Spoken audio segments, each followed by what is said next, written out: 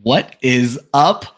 Happy Friday morning. I am so glad to be back with you guys. We took last week off for the Thanksgiving holiday, and I had to take the week before that off with COVID. So you might hear me a little nasally tonight, but I am so happy to be back talking DFS as we head into NFL week 13. And I always kind of have a love-hate relationship with this time of the season because I love that there's a growing interest in DFS, but I hate that it's probably because you were eliminated from your fantasy playoffs. Sorry about your luck, but all is not lost. Let us help you win your buy-in back with some great DFS lineups. Let's get it.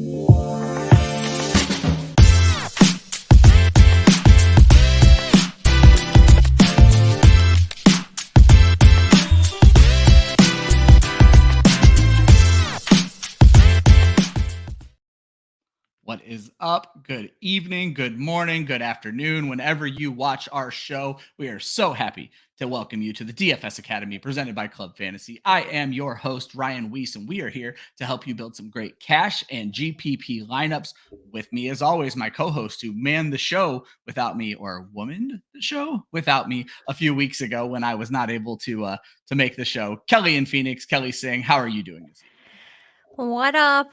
I also missed the show. So Austin was solo, I think. Did we have a show? No, we were off last week. You two did the show without me. Oh, that's 2 weeks right. ago. What am I talking about? Kelly Okay. in Phoenix, Rewind. everybody. Why, yes, we did do the show without you. I'm so glad you're feeling much better. Yeah, we flirted with the idea of doing the show last week, but you had a family thing come up and I just didn't have a voice. And so, Austin, we gave you the week off, which gave you more time to work on your article. You said took a little stress off you. Yeah, it worked out. Family vacation, travel, work being busy. It was good. It was a fine week to have the week off, but we still got the A-list out there. I would say it's funny because the holiday makes everything so much more stressful, but it's also like the best football week of the year because we get 3 games all perfectly spread out on a Thursday. This year we got a Black Friday game. Like, how awesome was this past week of football? And some of the best and most high scoring games we have seen in a very long time, which kind of perfectly leads me into the answers to the test. So I want to talk about the Millie Maker, 220.66 points. All of these guys were relatively predictable. Josh Allen, Kieran Williams, Jerome Ford, Nico Collins, Calvin Ridley, Rashee Rice, Pat Freiermuth, Rhamondre Stevenson, and then the Carolina defense. Certainly not predictable. But the rest of that, to me, kind of screams like I kind of saw some of that coming. Josh Allen obviously lights up the Philadelphia Eagles. Not enough to get a win, but 43.6 points on DraftKings and 40.6 points on FanDuel. Austin, when you look at those lineups, any big takeaways? I mean, first off, it's fascinating that this lineup had Josh Allen with none of the receivers, right? Yeah, no stack whatsoever. If I told you that the Millie Maker lineup had Josh Allen in it going into last week, you'd probably been like, oh, Stephon Diggs probably had like 40 points. Dalton Kincaid probably had another 10 targets. Nope. Josh Allen by himself. And to your point, though, about these players being predictable, I mean, Josh Allen and Kieran Williams were both players I had in the cash article last week because they were smash cash picks. And if you played them in cash, you were killing it. And apparently, also if you played them in the Millie Maker, you were certainly killing it. Kelly, Pat Freiermuth steps onto the scene. You're my resident tight end fan. Pat Freiermuth steps off of the IR and triples his season production. He had 60 yards coming into the game and drops 120 in his first game. Also, the Steelers' first game with no offensive coordinator, or at least a new offensive coordinator. Is this something we can look to see? Pat Freiermuth returning to the top 10, maybe in the top 5 of fantasy football? I think so, especially in the state of affairs among tight ends, which we'll talk a little bit about tonight, I'm sure. But yeah, I coincidentally just recorded with a Steelers podcast among the Sick Podcast Network and came up a bit. And Freiermuth, I think they were just waiting for him to come back. The Steelers needed something to light a fire. Matt Canada's gone. For some reason, that gives everybody this sigh of relief. And they're playing the Cardinals next week, so we'll see what's gonna happen. I'm gonna put you guys on the spot with a question real quick, because I looked through the show notes and I don't think this team's coming up very much, if at all. So we see Matt Canada fired, and we see the Steelers play a little bit better offense, certainly a more efficient offense. The Carolina Panthers have fired everybody but their offensive coordinator. I think Thomas Brown's going to be handling everything. Kelly, are we going to see a different / better, more efficient Carolina Panthers team this week? They're taking on the rival Tampa Bay Buccaneers.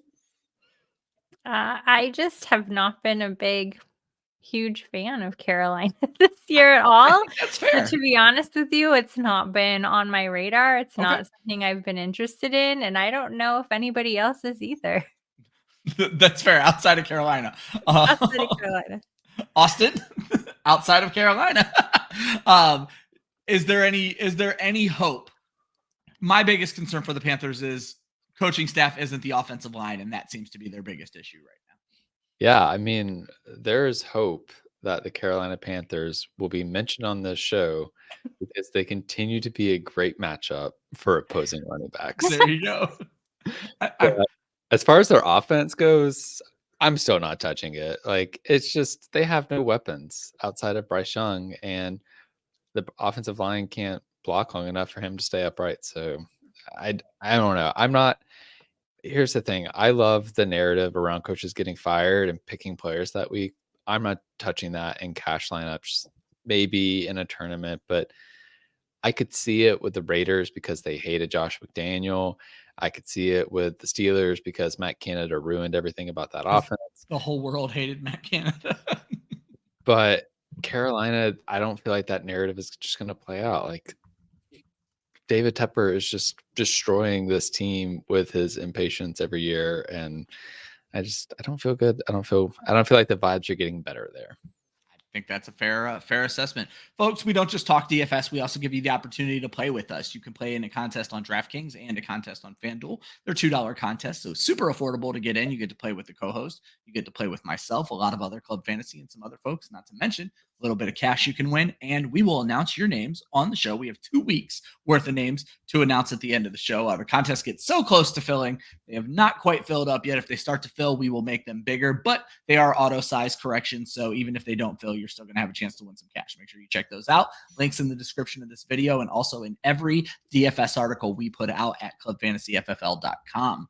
We start our show with the top of the class. These are the higher priced players, 8,000 or above, that we are targeting in cash, covered by Austin, or tournaments covered by Kelly. Austin, go ahead and get us started with a very familiar name. Yeah, I mean, he hasn't failed us in several weeks, so we're going back to Tyreek Hill, who is the most expensive player on the slate, which is always a good sign. He's 9,600 on DraftKings, 10K on FanDuel. So he's taking up a full 1/6 of your salary on FanDuel, but it's worth it. First off, Miami has an implied team total this week of 29.5 points. Good Lord. They are expected to destroy the Washington Commanders. They're expected to score more points than the Vikings and Bears combined.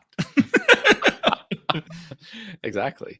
And Tyreek Hill has a good chance of getting into the end zone, but more importantly, he has 6 straight weeks with double-digit targets.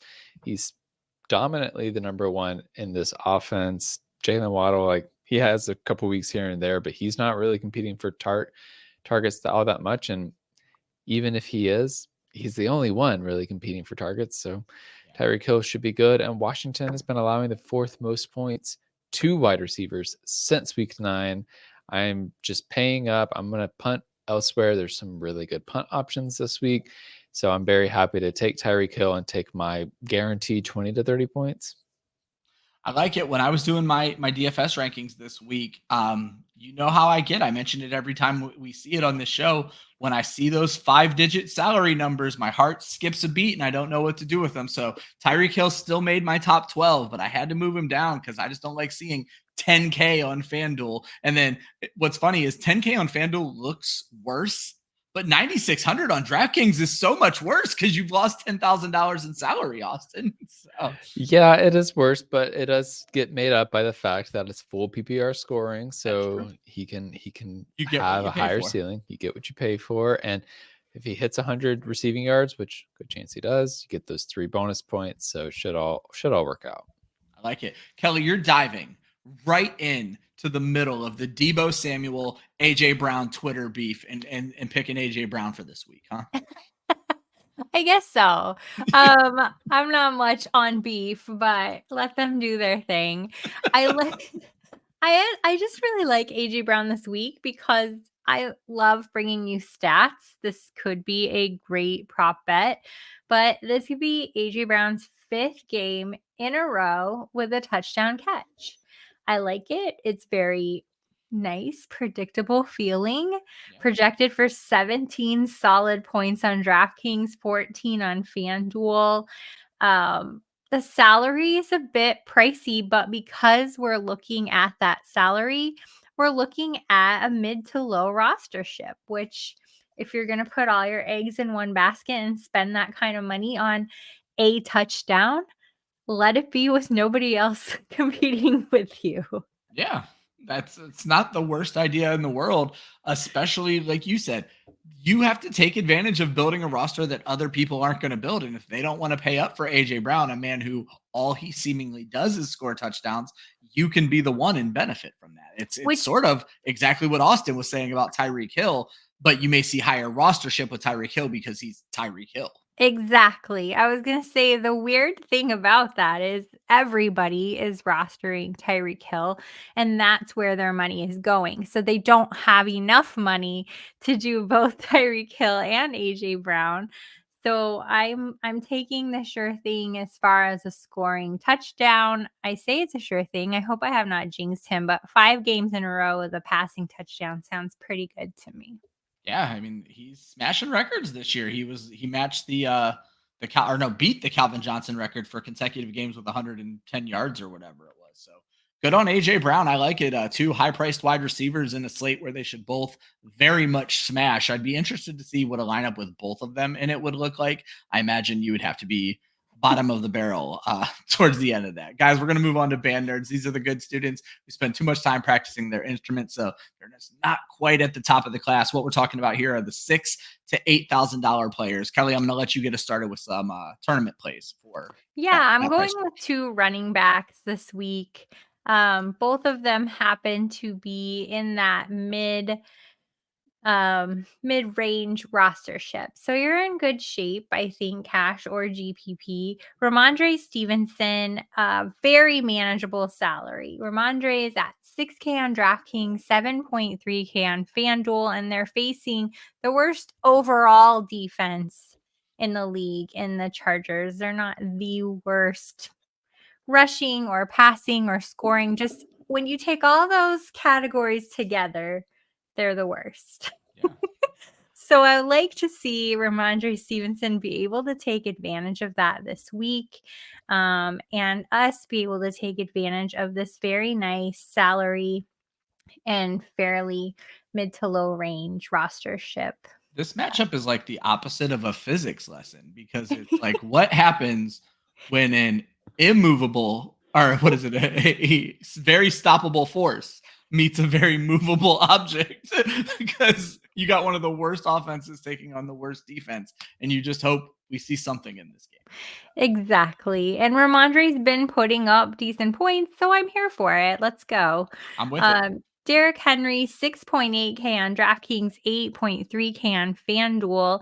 Indianapolis, the Colts rushing defense happens to rank 26, so pretty darn bad.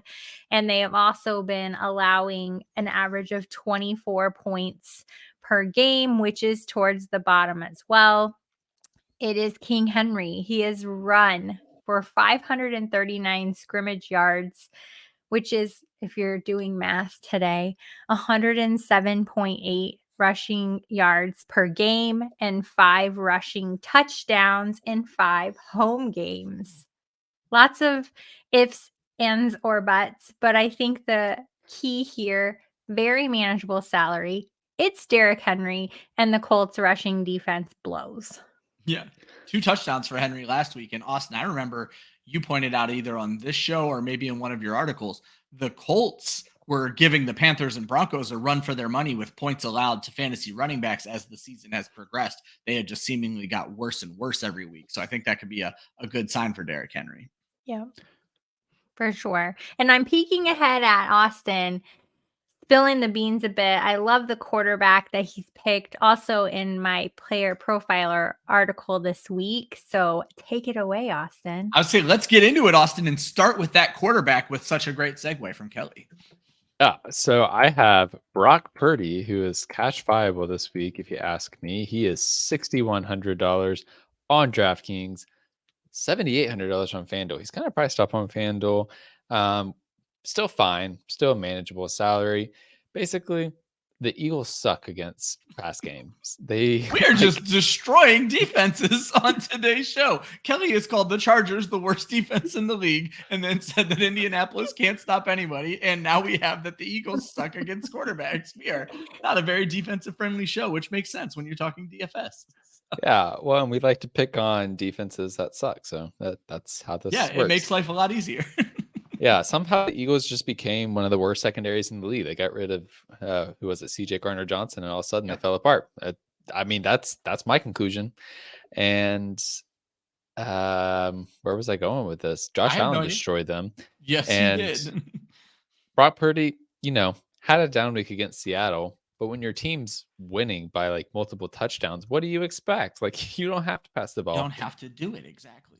Yeah, I do think this ends up being a closer battle. Like, San Francisco is a tough defense, but I do feel really good about the Eagles offense. So I imagine Brock Purdy's going to have to pass the ball up more. He's had many 20-plus point games this season, particularly on DraftKings. There's a decent chance he hits 300 passing yards, which gets him the 3-point bonus on DraftKings. So I feel great about it. I think a lot of people are going to play him too. So that makes it a really safe bet for cash, because I think people are going to be scared off some of the expensive options this week, because with Hurts going up against San Francisco, Tua doesn't have as much ceiling for his salary. I think people are going to be wanting to save money, and Brock Purdy is about the best option you have this week. I was a little shocked to go through and see, Kelly picked AJ Brown on the other side of this battle. You guys, you give Brock Purdy some love. Kelly gave Brock Purdy some love. Are we not in on Brandon Ayuk? I feel like his price was pretty damn reasonable, and the Eagles are getting toasted. So. I don't know. Like, I don't want to be greedy and list everybody on my life. Brandon Ayuk is 7.2K on DraftKings, 8K on FanDuel, and he has been on a hot streak. This could be his 4th game in a row, Ryan, with a receiving touchdown. So another comparable pick alongside of AJ Brown for sure. And they're both projected for the same amount of fantasy points. I guess it just... You could pay less. You could pay down for Brandon Ayuk and get just about the same thing. I'm going to. I'm just happy to do a show where we are talking positively about the 49ers, because I've been doing shows with Josh Hudson this entire week, a Philadelphia Eagles fan who is tired of the hype the 49ers have been getting and is very upset that the 49ers are road favorites against Philadelphia. And so he has just been dogging the 49ers for the 4 hours of shows we've done together this week. So it's refreshing to hear good stuff about the 49ers. And Austin, I am ready to hear more good stuff about Bijan Robinson. Oh my word. I am so thankful that this moment has finally come. All it took was a bye week and Desmond Ridder to come back as quarterback, and suddenly Bijan Robinson was the feature player in the Atlanta Falcons offense. He's $6,700 on DraftKings, $8,100 on FanDuel. Basically, his salary did not move a ton on DraftKings, but it did on FanDuel. The Jets, we know what their strength is on defense. It's their cornerbacks. Sauce Gardner is probably going to shut down Drake London, which isn't going to take much because Arthur Smith shuts down Drake London on a regular basis. But that means that the offense is going to need to run through the run game. And I feel good about the usage we saw out of Bijan last week. He ended up with 6 targets. I believe it was 18 carries, had a ton of scrimmage yards, almost hit 100 rushing yards, which would have been great for that rushing guard bonus. I feel good about the matchup as well. The Jets, they've been giving up several points to running backs. So I'm going to go with the vibes. And if he fails me this week, I'll probably stop playing Falcons players for the rest of the season. I think that's fair. Austin's a Atlanta Falcons fan for those new to the show. So anything he gets to talk positively about the team is good, but he's also always very leery about doing so. For good reason. For good certainly. Anybody who's played fantasy football knows that at this point. Kyle Pitts, anyone. We're going to move on to the bookworms. These are the quiet folks with their nose in the books, but easily underestimated. Look out. They are sharp. They could surprise everybody this week. These are the players we're looking at between $4,000 and $6,000. Not your complete dart throws, but the folks that are going to need to fill out your lineup if you're spending up on players like A.J. Brown and Tyreek Hill. Austin, go ahead and keep us going with a name that I think is going to be super heavily rostered, but that works in cash. Yeah, exactly. And I think you're right. Zach Moss, if he's not in your lineup, you're probably like, I wouldn't be shocked if he was 80% rostered this week. Yeah, like, it's going to be nuts. In cash games, at least. Like, he's 4,600 on DraftKings, 57,600 on FanDuel. I mean, just look at the salary, first off. You're getting him at sub 5K.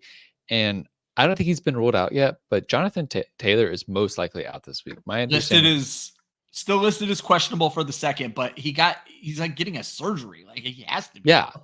He has to be out. And it's expected to be out for 2 to 3 weeks. This is probably the last chance you're going to get Zach Moss this cheap over the next couple of weeks. And he just killed it when Jonathan Taylor was out. As simple as that. Like, I don't terribly love the matchup, but he's going to get the touches and he's so cheap and everybody's going to play him. So you just click the button. You enjoy the fact that you can play Tyreek Hill and you go from there. You know what? Everybody is playing. Literally everybody. This is the highest projected rostership I've ever seen.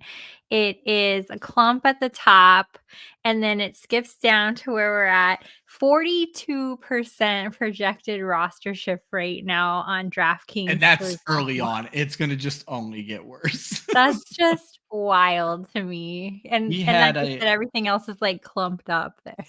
We had a listener point out on the Wednesday show, because I wasn't completely bought in because the Tennessee defense has started to improve against running backs. But we had a listener point out Moss beat them for 33 points earlier this season. And so kind of hard not to be bought in there. Yeah. And I mean, it's just the salary is too good. But we have another cheap player who is getting plenty of opportunities. Lots of in David Njoku, which I cannot believe I am in on David Njoku. I think I wrote in the A-list last week, like, this is a player I have loved to be out on perpetually. I just have not been a fan of him for a while. I feel like he's kind of like Cole Kmet, you know? Everybody's like, David Njoku, he's so good. And it's like he had one good span of 5 games, and then everybody thought he was going to be a thing, and he wasn't. But he's 4,100 on DraftKings, 5,600 on FanDuel, and he has 6 straight weeks with double-digit fantasy points on DraftKings. He's getting a ton of targets, and I think he's getting PJ Walker this week at quarterback. Joe Flacco is taking all first-team reps right now, so I was going to ask you about that because I'm like, Joe Flacco. Well, Joe Flacco can't push the ball on the field, so like I think it's going to be fine. There you go. Right? It's all David Njoku. It's all David Njoku.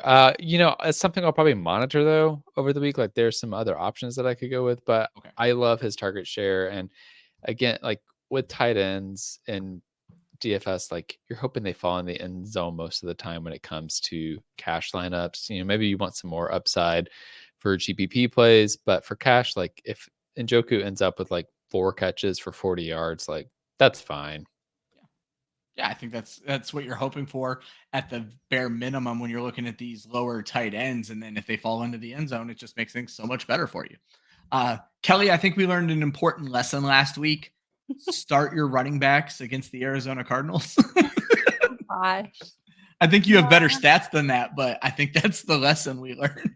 And it's looking rough again this week. Yeah. The Cardinals have not had a bye yet. It's next week. Yeah, week 14. So looking at the injury report, it is pretty rough out there. Just to say. So yeah, run your running backs. That's always a good play. But I am going to talk about very inexpensive tight ends. I have one listed, but I'll tell you another. Kelly, Juwan Johnson. Kelly, you are jumping ahead on the show sheet. I'm jumping ahead on the show sheet. Yes, okay. we are Jaylen Warren. I was teeing you up for Jaylen Warren against the Cardinals. This is what happens when I have my unwind. I think there's like I was gonna say, there's you've had a definitely busy a night. drinking theme when I've had too many drinks and then we record. What's funny is there's like a rewind option where I could probably try to fix that. We're not going to do it because that's the fun and marvelousness of this show. And that's the only reason I'm here, is to make sure Kelly knows where we are on the show sheet. So anyway, as I was teeing you up perfectly for Jaylen Warren, let's talk about him a little. Play your running backs against the Cardinals, like Jaylen Warren of the Pittsburgh Steelers. I love it. 5.4K on DraftKings, 6.5K on FanDuel. This guy has had 110 or more scrimmage yards in the past 3 of 4 games. Now, you could easily play Najee Harris. They are pretty much the same on paper. Both of them have over 700 rushing yards this season alone. So you can't really go wrong, but I like the more regular touches that Jaylen Warren has been getting. And he's also had a rushing touchdown in 2 of his last 3 games. So I like that. I like that he's getting all the receiving work, and we saw Kieran Williams score 2 receiving touchdowns against the Cardinals last week. So I think it's a great call.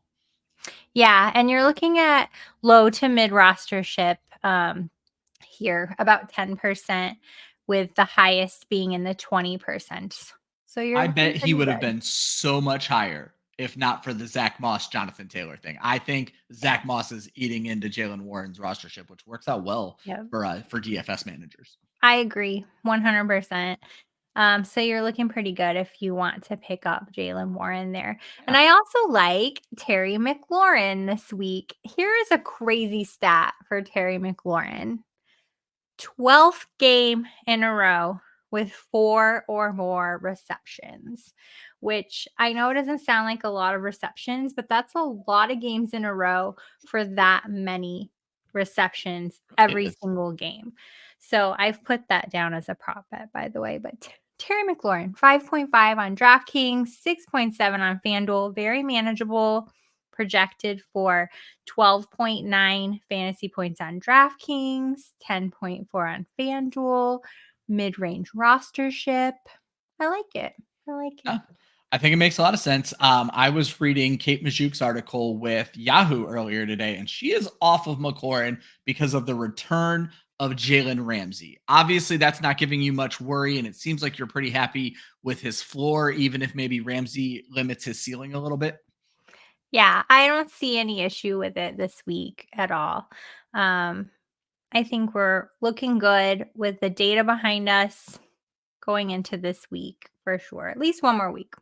I like it. And folks, just as a quick reminder, you can play DFS against Kelly, against Austin, and against myself on DraftKings and on FanDuel. There will be links in the description of this video, plus Austin's article that'll be dropping later this morning on clubfantasyffl.com, and Kelly's recap of this show that'll drop tomorrow morning. So just keep an eye out for those. You will find the links to be able to play with us on both of those websites with $2 buy-ins. We get to my favorite category of the show. C's get degrees. These are the pump plays of the week, under $4,000 on DraftKings and probably pretty similarly priced over on FanDuel. Austin, I think this might be the first positive mention of an Arizona Cardinal in a while, though we did get really high on Trey McBride for a while, so that's not necessarily true, but I'm just happy to see Greg Dortch in the news again. Yeah, all of a sudden, Greg Dortch is relevant again. Kyler Murray comes back and just starts peppering him with targets. In the past 2 weeks, Dortch has had 8 targets and 9 targets in each of the past 2 games. So I'm just going for the volume. Like I mentioned, I'm playing Tyreek Hill in cash this week, and so I need to save some money elsewhere. Greg Dortch is $3,700 on DraftKings and $5,200 on FanDuel. And yeah, they're playing Pittsburgh. It's not great, but I don't need much from Dortch. Like we were just talking about with David Njoku. For Greg Dortch, if he gets me, 4 catches, I'll feel good. I don't care how many yards it is because I'm going to have Tyreek Hill and he could get me 40. So we're going to be good there. You look at them as a combo. Yeah, exactly. Before I let you move on, Kelly, I want to talk a little bit. You mentioned you like Dortch as well, but you're also throwing another name out there because there's the worry that Hollywood Brown might be out in this game. Yeah, Michael Wilson, they're going to keep out another week because there's the bye, no reason to bring him back. Hollywood Brown is out with an injury, did not practice. And so one, Dortch has had the I misread what you put there. I thought you meant you liked Wilson as well, but you're saying Dortch is a great play because Dortch Wilson and Hollywood. Dortch misunderstood. is playing one because Wilson has been out. So that is why Dortch has been in and getting those targets. So Wilson's been out like 3 weeks, and now there's the worry that Hollywood Brown will not play. And so Dortch is going to get that extra endorsement because we're short on receivers. Okay, understand perfectly. Now, I thought you meant you liked Dortch and Michael Wilson, but you meant you like Dortch. Michael Wilson. I know you love Michael Wilson. To come back. I thought he was coming back, but now I understand even more what you're saying is Wilson is very likely not coming back because of the bye. And then Hollywood would make Dortch an even better play, making Austin look even better. And then Austin, you have a defense for us as well. Yeah, try and fit a defense in here. Let's go with the Denver Broncos. So I will say, admittedly, you could probably pay up for the Cleveland Browns this week if you can, depending on your roster construction. But if you need a cheaper option, Denver Broncos are the 4th cheapest defense on DraftKings. They're 2,700 there and 4K on FanDuel. And I don't think I have to do much to defend them at this point. I mean, they gave the Buffalo Bills hell. They gave the Kansas City Chiefs hell. They've been a frisky defense. They've been turning the ball over. Some of that has been like incredibly like outlier statistically, like 4 and 5 turnovers forced in a game. So that's going to come down to earth, but they provide a salary savings option, and they've gotten at least 8 points in the last 4 games. Even when they got blown out by Miami and gave up 70 points, they scored 2 fantasy points on DraftKings, which is wild because they scored a defensive touchdown. So they actually have no games with negative points this year, which again, wild given that 70-point monstrosity allowed. So, cheap defense, pretty decent floor, good upside. Clearly blowout proof. We're not going to see worse than 70 points. That's for sure. Kelly, you have selected my stream of the week tight end. So I was very happy to see that name on another person I respect's list. So talk to us about Juwan Johnson. Yeah, I mean, I think this is the week of bargain tight ends. You can go with the George Kittle, who is tremendously overpriced this week. But what I happen to love is Juwan Johnson. And this is another, especially if Chris Olave is still out on concussion. That's what causes players to be underpriced. Especially if Rashid Shaheed is still out with a thigh injury, we're going to get more of Juwan Johnson. 3.4K on DraftKings, 4.9K on FanDuel, projected for a fat 8 fantasy points. That is nothing to sneeze at. So I like it. And if you like to play multiple tight ends like I do, the other bargain out there that you can take a look at is going to be Hunter Henry, 3.1K on DraftKings, 5.1K on FanDuel, 6 points on both platforms, but they're playing against the weak Chargers. Super high upside, very budget friendly tight ends out there this week. I like it. Chargers worst defense in the league. Why wouldn't you fire players up against them? I don't know. It just popped up like that. But I do have a defense this week. The Rams. Possibly taking on Joe Flacco. 3.7K on both platforms. Always a weird one. What was that? It's always weird when they're the same price on both platforms. I like it. It is weird. And it's under like my comfort zone. I like to stay under 4. So I like that. Good juju there. What I really like is they're perfectly mediocre. They're not just ranked 16th as the overall defense. They rank 16th in like 3 other categories: rushing defense, passing defense, scoring defense, red zone defense. I swear to you, they're 16 and 17 in like every category.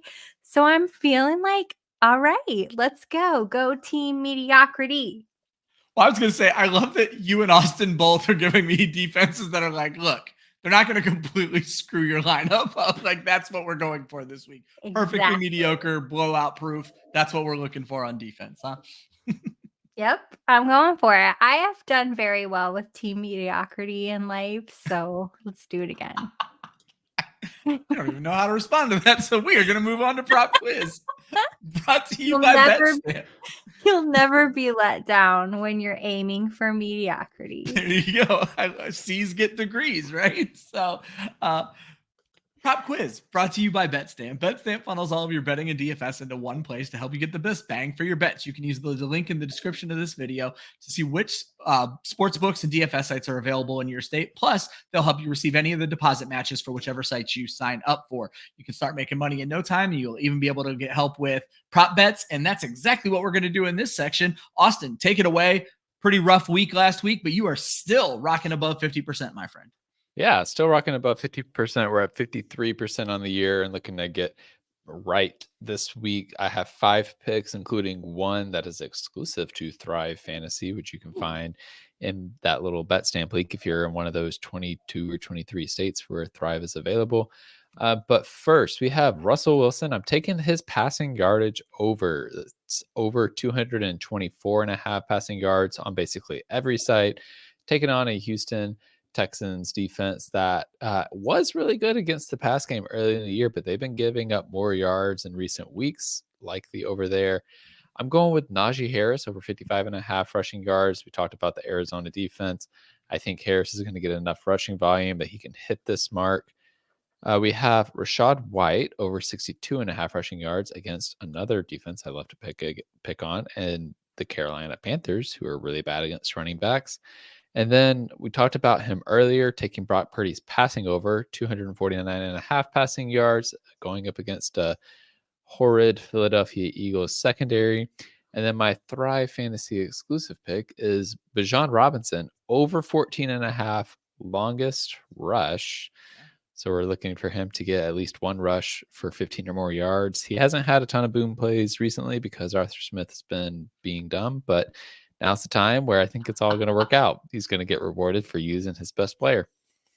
I like it. Kelly, you mentioned that you hit a really nice prop last week on Underdog. I remember you shared it on Twitter, but we didn't have a show, so you weren't able to share it. I do want to point out something very interesting about your prop, Kelly, because it was your guy, Zay Flowers, who brought it home for you. Yep. And you've mentioned, and I'm going to let you talk about it in a second, but you mentioned something very interesting. On this show previously, you've always talked about you liked when you come to these prop bets, you like to pick the games you know. So you do a lot of Baltimore, a lot of Arizona. And I'm from Northeast Ohio. My younger brother, enormous Cleveland Browns fan. And so he puts a lot of prop bets together focused on the Cleveland Browns.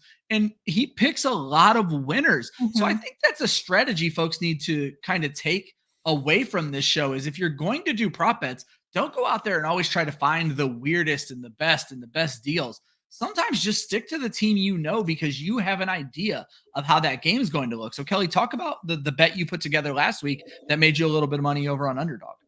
Yeah, exactly. So you're exactly right. I play the teams I know, and I've also been playing the data. And I've been mentioning in our shows, in our articles, here's what the streak has been. Here's what the prop could be.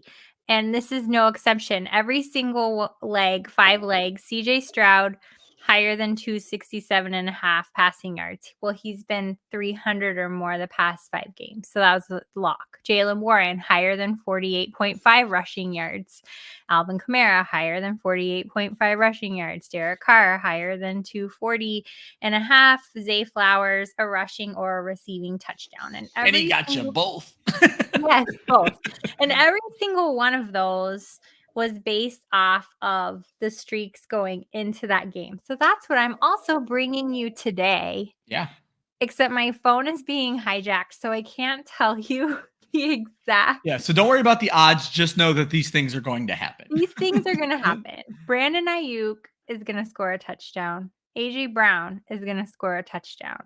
C.J. Stroud is going to throw more than 300 yards. Terry McLaurin is going to have more than 4 or more receptions, and Rhamondre Stevenson will rush for more than 100 yards. Those things are going to happen. So find your favorite app, line those up, make it happen. No, I think that's a perfect call out. And Play the numbers, play the teams you know. That brings us to our basically last segment of the show. It is the Valedictorian Shootout. Last week, there was no show, so these guys didn't get to announce a roster to you. So I just went in and picked on Kelly. Kelly got a win in my absence, just like I predicted would happen. But in the DraftKings Shootout last week, Austin took it home 121-99. Kelly with 3 wins on the season, Austin with 9. And this just kind of goes to show we're playing in the smaller tournaments. Austin's kind of field of expertise. Kelly cannot do picks today. She had just mentioned her phone is hijacked. So Kelly will put her picks in later. But Austin, tell us what kind of DraftKings lineup we could expect from you this week. Yeah, it's one that is probably going to be incredibly shocking based off of the players that I talked about in this show. First off, we have Brock Purdy at 6,100. In the quarterback spot, we're going back to the 3 running back build. It's treated me well most of the time this season. We have Bijan Robinson at 6,700. Zach Moss at 4,600. And Rashad White in the flex at 6,300. 6,300. At wide receiver, Tyreek Hill at 9,600.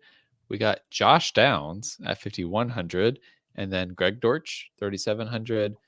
For the tight end, we're going with David Njoku at 4,100. And then I was able to get the Cleveland Browns defense at 3,100 going up against the Los Angeles Rams.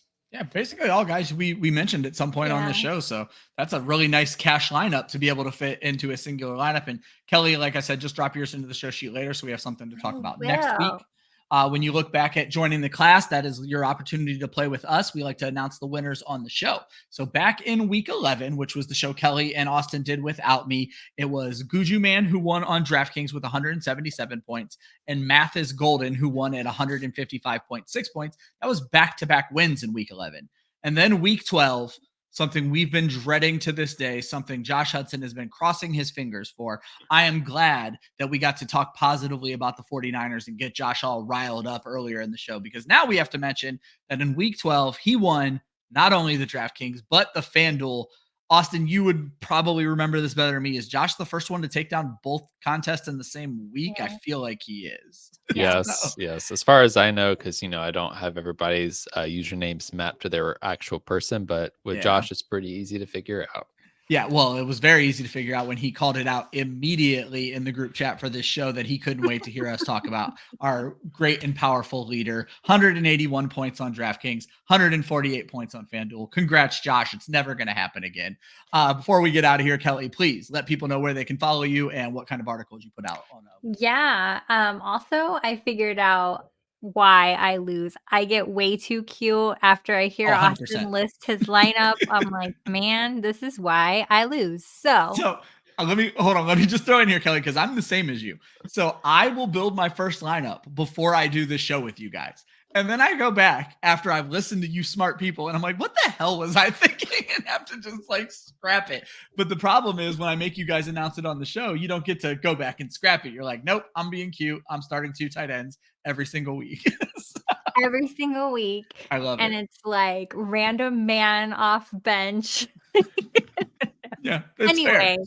People, you can find whatever I'm doing, whatever I'm sharing on the app formerly known as Twitter at Kelly and Phoenix. I would love to see you there.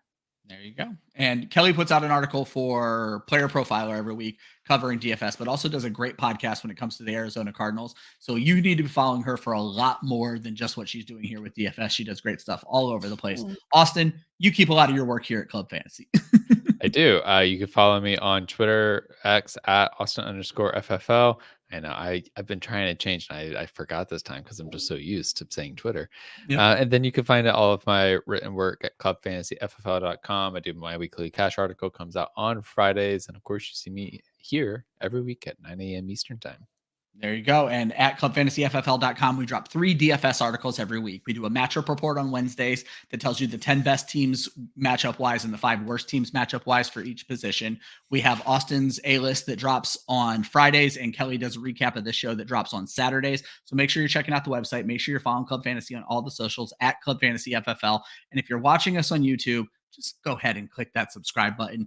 I've mentioned it every week. It costs you absolutely nothing. It means the world to us. So we would very much appreciate if you do that, folks. fantasy football does not end when you don't make the playoffs. DFS runs all year long, and Austin makes sure that we do this show all season long. He has done such a great job with his A-list articles. We can't let you down on the DFS Academy. So at the very least, up to the championship games. I don't know if we'll do this show for just the Super Bowl, but if we can, we will. We'll be more than happy to help you guys. I hope you guys have a wonderful week, great weekend, and we will see you guys at the next session.